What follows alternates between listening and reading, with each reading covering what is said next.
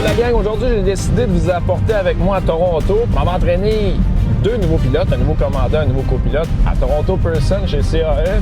Pourquoi pas vous partager des connaissances, surtout pour ceux qui ont peur de l'avion. Donc à chaque jour, je vous fais une courte vidéo, je vous explique quelque chose d'extraordinaire. Hey, venez avec moi dans cette aventure. Vers Toronto, 6 heures de route. Hey, regardez ce beau lever de soleil ce matin. Quelle belle vie!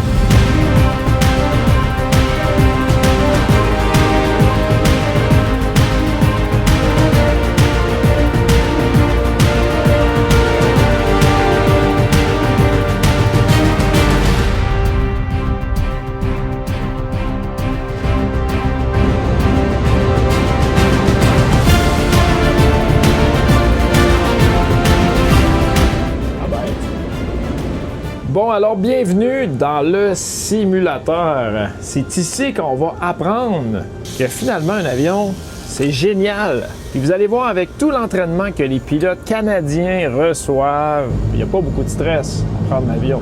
Le plus dur, c'est de s'asseoir dans le cockpit, mais après ça, c'est facile. Quand on regarde le cockpit, il y a beaucoup de cadrans, mais tout ça, c'est doublé. On a le côté gauche, puis on a le côté droit. Dans notre avion, on a 2 moteurs, mais si tu as 4 moteurs, il va y avoir encore plus de cadrans. Plus ça avance, plus il y a des écrans cathodiques, donc on a de moins en moins de cadrans. Ça ici, c'est pour barrer les contrôles de vol au sol. Fait qu'on va les enlever pour décoller. Si on veut accélérer, c'est sûr qu'il va falloir enlever le frein.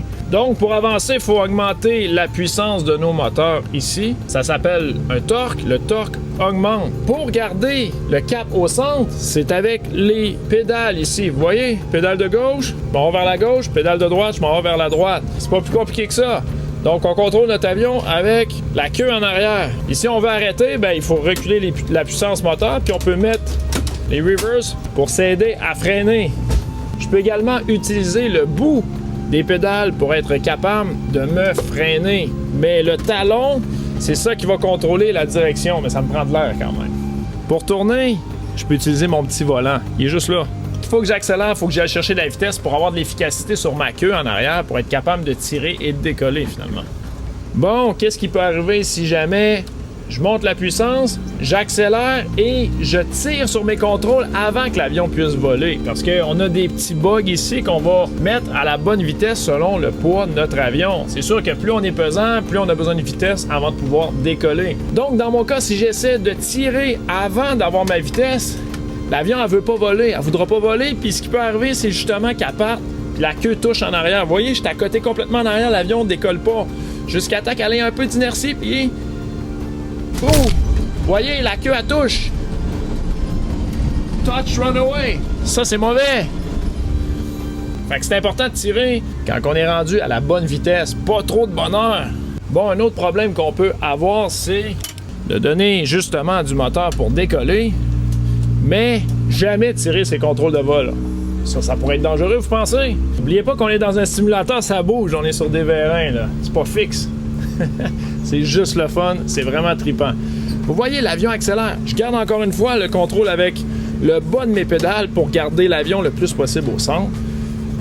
Quand je vois que j'ai la bonne vitesse, je tire pas. Là, je pourrais décoller. J'aurais juste à tirer vers l'arrière, à décoller, mais là, je décolle pas. L'avion accélère encore. Je suis rendu à une vitesse 250 km/h au moins. C'est en nœud, notre vitesse. L'avion ne décolle pas parce que je tire pas.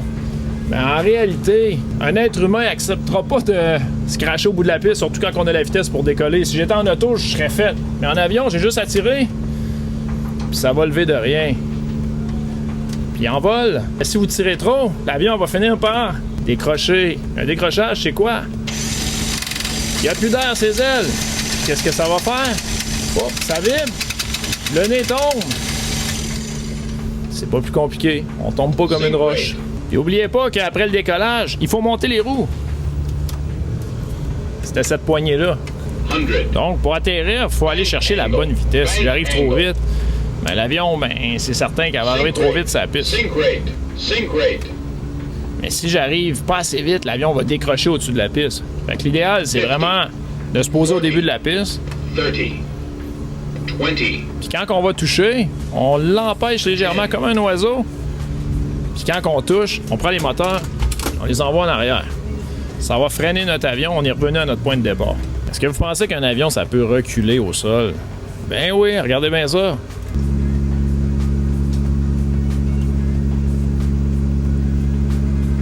Mais c'est pas l'idéal de faire reculer un avion au sol. Donc en résumé, ça nous prend de la vitesse pour avoir de la portance, pour pouvoir tirer, puis avoir notre panneau en arrière, la gouverne de profondeur qui nous permet d'avoir justement du contrôle pour pouvoir décoller. Si on tire trop de bonne heure, on n'a pas assez de vitesse, ça peut toucher la queue. Si on tire trop tard, ben on va finir par tirer de toute façon, on veut pas s'en aller dans le clos. Puis si jamais ça va pas bien, ben on a juste à faire un reject qu'on appelle, on coupe la puissance. C'est assez simple, décollage, vraiment pas compliqué. La suite, pourquoi pas demain? Avez-vous peur de l'avion? Pas moi. Bon, c'est reparti. C'est pas un métier, ça. C'est une passion. On va aller dire salut au contrôleur. Parce que la vie est belle. Fais pas ça dans la vraie vie, là. On est dans un simulateur.